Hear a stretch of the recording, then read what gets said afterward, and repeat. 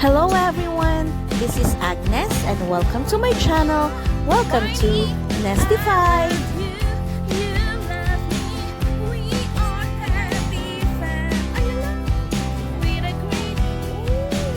For today's video, let me share to you part 2 of our adventure here at Hatak Fort Hotel. This time mga ka-Nestified, we engage to different kinds of animals.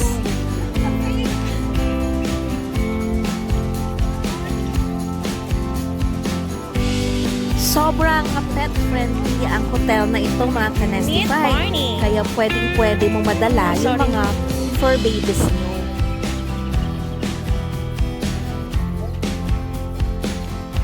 So here we are mga ka-Nestified. As you can see, first stop namin ito. Favorite ng lahat, especially ng mga kids, and of course mga adult na rin. Itong si Pony na si Barney at saka si Horse. I forgot his name actually. So yan, so sobrang bait nila mga ka-Nestified. Hindi ka matatakot na i-touch sila or i-pet sila.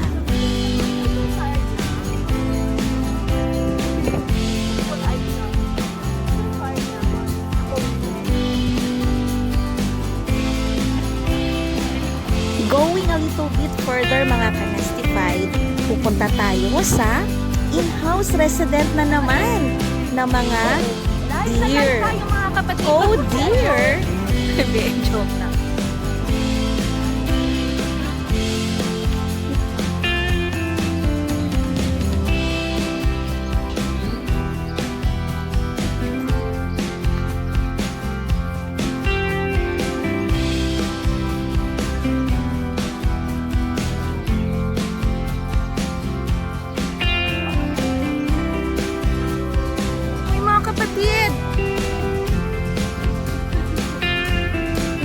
Dito na si Sister.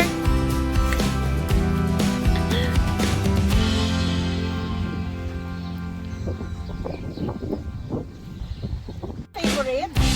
So here we are mga ka-Nestified sa place ng cage ng mga deer. So another wildlife adventure na naman, another bucket list actually na na-check. Yung feeding with the herd of deers.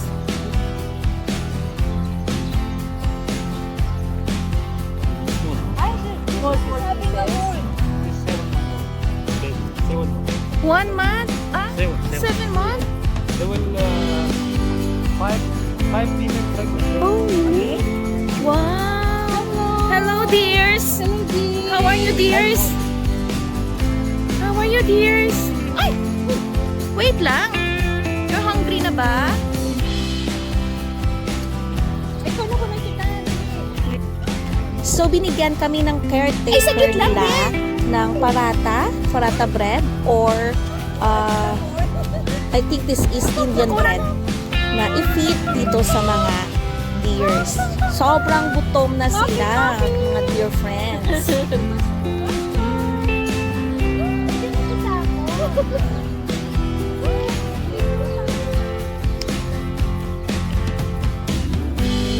Hello!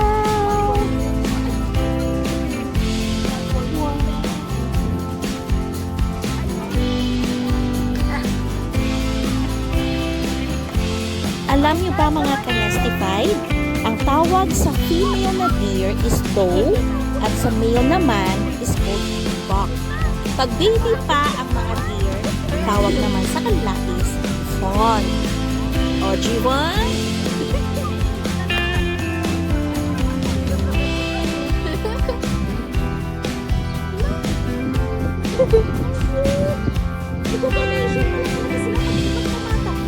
Okay guys, form your line.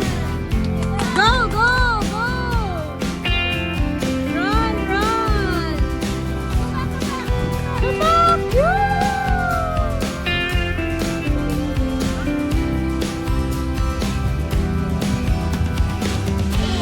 At alam niyo din ba mga ka-Nestified, ang antler or sungay sa mga male deer symbolizes spiritual superiority? At during mating season, ang deer antlers nagpo-fall off So, natatanggal siya during winter. So, most of them, walang antler during winter. At nag-grow lang siya during spring. Tumutubo ulit siya during spring. Isn't it amazing, mga kanestified? Okay guys, form your line. Go, go, go! Run, run!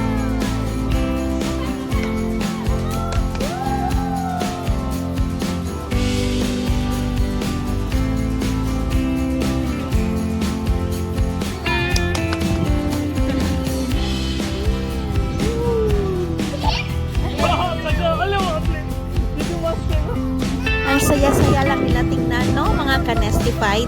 Naglalaro sila, tumatakbo.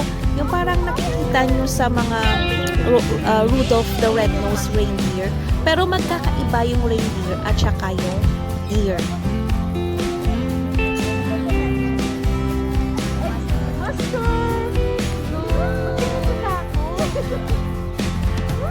Hindi makalat si Mami Jen po Maluhag. Sobrang mabait din to ng mga dear friends natin, mga kanestified, ano? At sobrang nag-enjoy din kami sa kanila. Sarap nilang maging friend, actually. Char.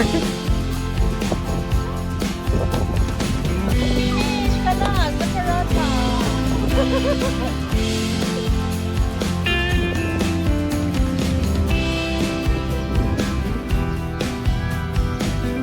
No, the other side. No more, baby.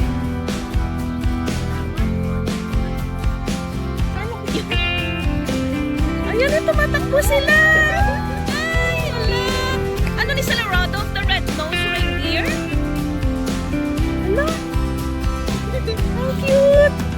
Nagpo-formation pala talaga sila pag magtamatakbo. Okay guys, form your line. Oh, yan. Run, run, run. Oh, run, run, run. Run, run!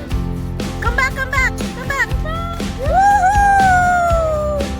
Ang galing!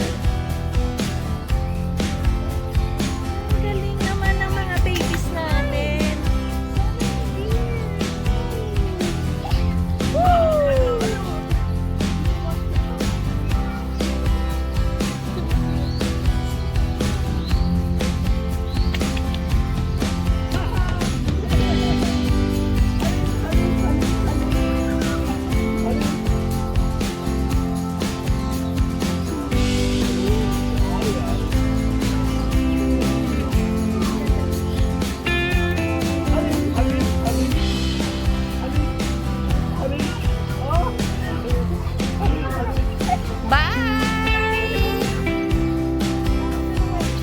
So, let's go to another group of friends, mga kanestified.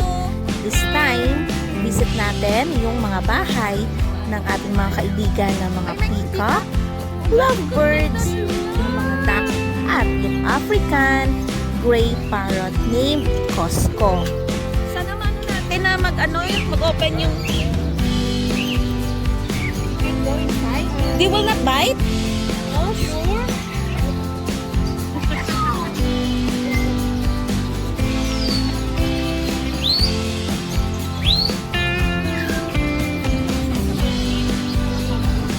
Oo, di ba? Nakahabol yun.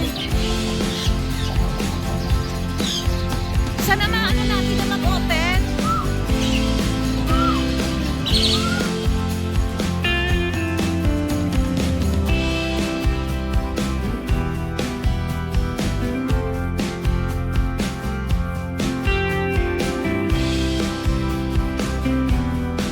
Kasi sila yung the male one is the long, yeah. Start from here, February to July. The training setup, that's why it is done. Oh, no. They will dance, but not now anymore. Not now. The morning. Oh. Evening also, but they're windy. That's why raining little bit, that's why they got up. Sayang nga lang mga kanestified, medyo late na at gabi na siya. So, yung mga peacock, hindi na sila nag-open yung feathers nila.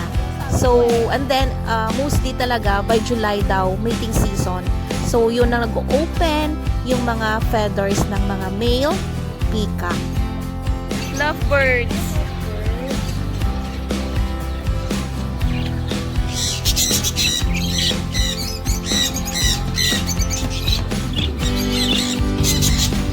Ano yan? Paano? Ay, tatlong baby akong nakita.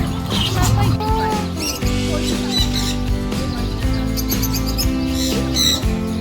Here 4,000, 3,000 dirham. If you wanna buy a big expensive. African parrot. Hello. What's his name? Casco. Casco. Casco. Casco. Casco. Hello. Hello.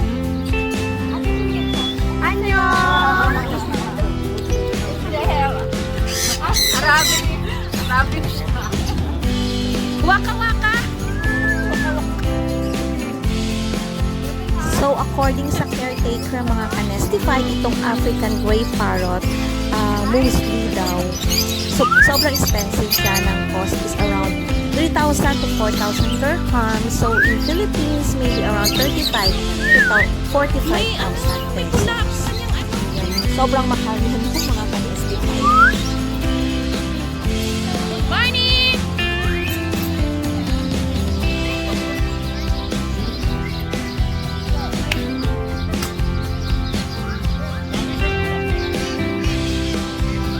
Ayan, si Barney, tapos na kanyang work.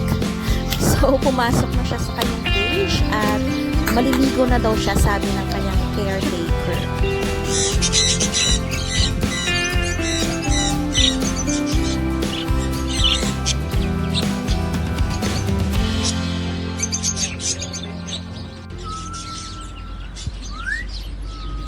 Ano yung may mga kulay na ano, birds? Lovebirds? Lovebirds, may mga partner. Char.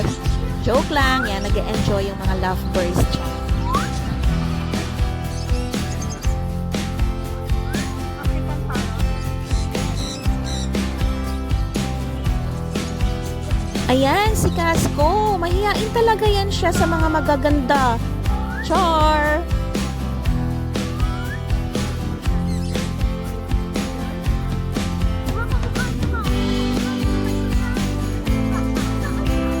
Ayan, so si Casco nagsasaying goodbye na rin mga ka-nestify. So that's it. Thank you so much. I hope you enjoy and sa video na to, and see you on my next video mga ka-nestify. May part 3 pa tayo, and hopefully you will enjoy the next vlog. Thank you so much, and don't forget to like, subscribe, and comment. God bless everyone.